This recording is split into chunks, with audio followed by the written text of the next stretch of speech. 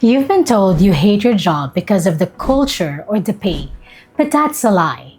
The truth is that you were trapped in an invisible law of the workplace that HR never told you about. Today, we are exposing the psychological contract, the hidden reason you are actually burning out.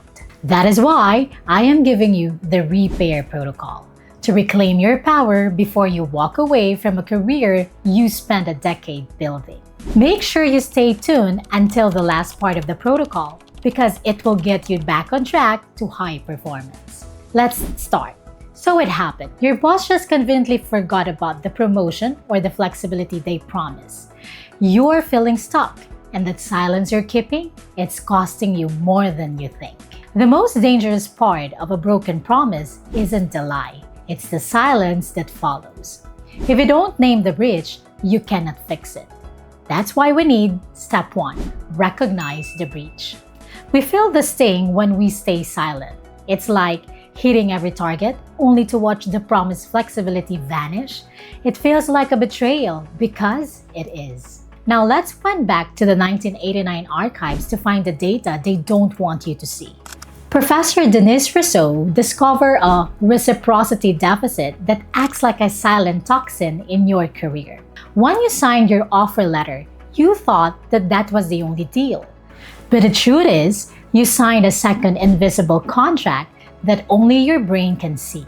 This is the unspoken I give you, you give me expectation. It's like this.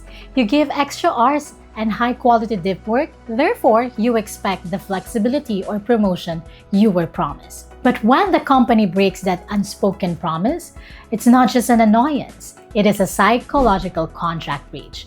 It's the feeling that you are putting in 100% of the effort but getting 0% of the promised reward back. Consequently, most would react like this. My boss is a liar. I'm just going to do the bare minimum now. So how do we fix this? We need to understand these 3 kinds of breach. First, autonomy breach.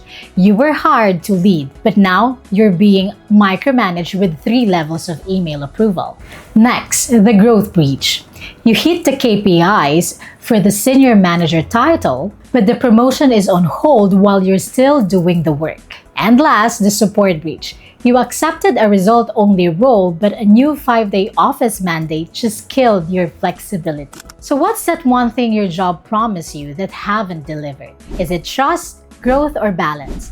Type in the comments below. Now on to the next step. Telling your boss you're upset because the promised raise, flexibility, or promotion is broken, that makes you look emotional. You need to use the next steps. Explain the impact and propose the fix. By explaining the business impact and proposing a solution, it makes you look like an executive. So what is the science behind this? Your brain has a built-in fairness calculator called equity theory. It constantly measures 2 things: your inputs, the hard work, late nights, and stress you give, versus your outcomes, the pay, praise, and flexibility you get.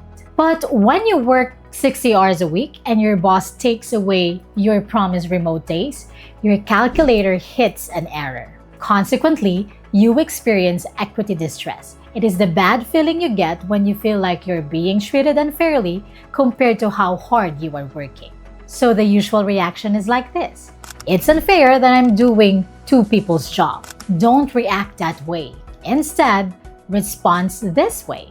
Because I'm covering 2 vacant lead roles, project turnaround has slowed 30%. So I suggest we formalize an acting lead role for 90 days. When you face a broken promise and choose silence over strategy, you aren't just being a team player. You are entering a documented psychological death spiral. Unaddressed contract breaches lead directly to turnover intent, and it is the quiet quit. It is the moment your brain decides to stop caring about your job and start looking for the exit because the fairness calculator has been broken. If you do not take the courage to have this difficult conversation, you will quit. Not because you want to, but because the biological fairness pain becomes unbearable. So how do we prepare for this tough talk? When you're sitting across from your manager or director and the tension rises, your biological survival mode will try to take over. Don't let it. you have to prepare and set up for your second brain. That external brain is the Executive Fluency Journal.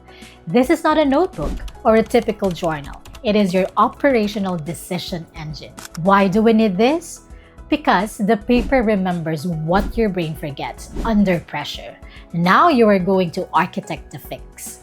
Let me show you how. Let's start with step number 1. Recognize the breach. In your journal, write the unspoken agreement. I was hired to lead the project with the understanding that I have the final sign-off on creative asset.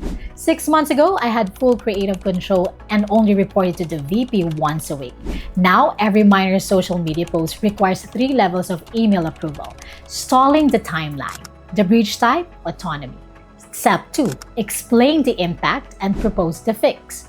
For example, because of the new 3-level email approval requirement, the social media campaign launch is now at risk because our turnaround time has slowed by 4 days per asset, missing trending windows. So I suggest we revert to the original final sign-off agreement for all non-video assets to regain our speed while keeping a weekly summary report for your oversight. This tactile act of writing by hand forces the brain to slow down and process information deeply. And this is called neural encoding, moving communication frameworks from short-term memory into reflexive habits.